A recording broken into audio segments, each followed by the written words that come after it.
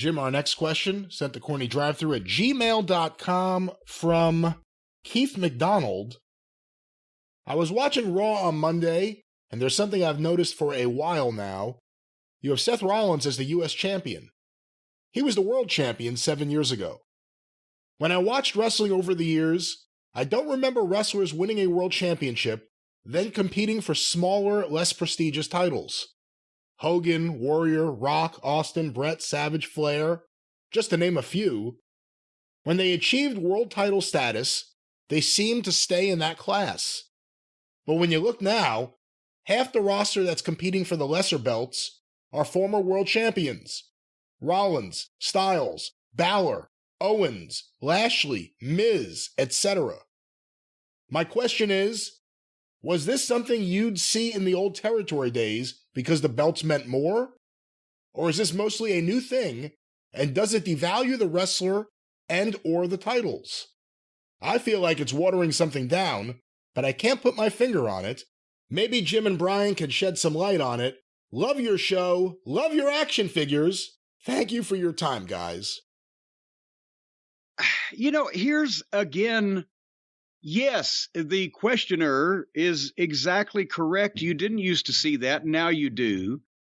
And I mean, there was some, obviously, after Harley Race was the NWA World Champion the first time in 73, he went back to the Central States promotion, which he not only was the top star of, but had a piece of, and he was the Central States champion.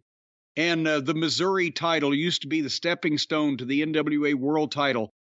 I'm sure Jack Briscoe had that, I believe, after he was world champion, because that was a prestigious regional belt. But the reason why you didn't see so much of it, and the examples that he mentioned, is because, honestly, not only the talent rosters were deeper in that time period that he's talking about, the Attitude Era, when you had guys like Flair and et cetera that were in that world title level class and stayed there, but also in a lot of cases in the territory days, when a guy had gone as far as he could go, then he went somewhere else and you didn't see him at all for a while. How can we miss you if you won't go away, right?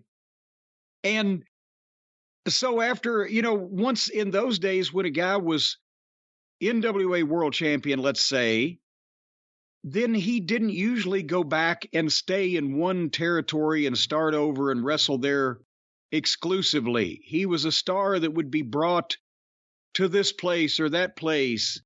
And yes, Dory and Terry Funk wrestled in Florida quite a bit after they were both champions, because Eddie Graham, and because it's Florida, Dory lived there. They were huge. But at the same time, they were constantly going to Japan back and forth and making other shots different places, or going to St. Louis. So now everybody's under contract.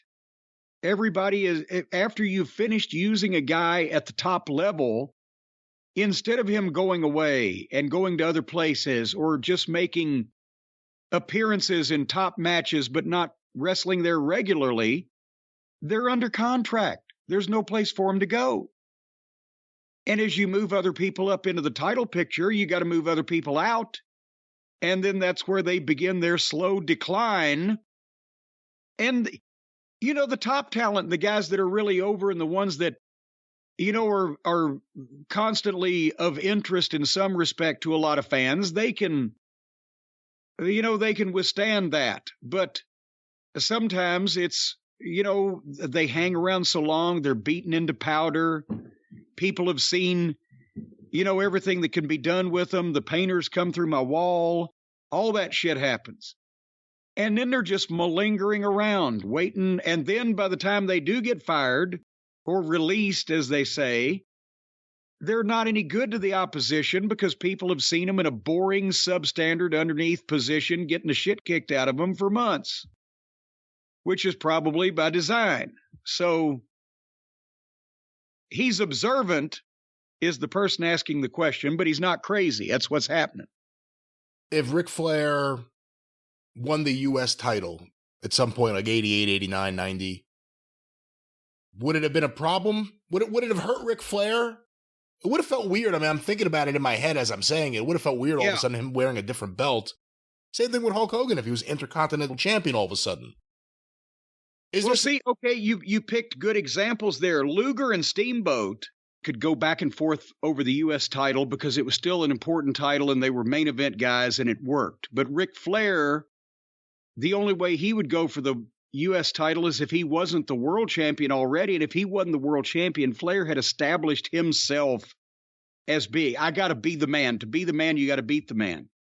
It wouldn't have looked right to the fans or felt right for Flair to go after anything but the world title, just like Randy Savage or Roddy Piper. You could see them in an Intercontinental title match, either defending or challenging for. But like you said, you couldn't see Hulk Hogan going for the Intercontinental title. If he wasn't the world champion, he needed to be the guy going for it. That was his motivation.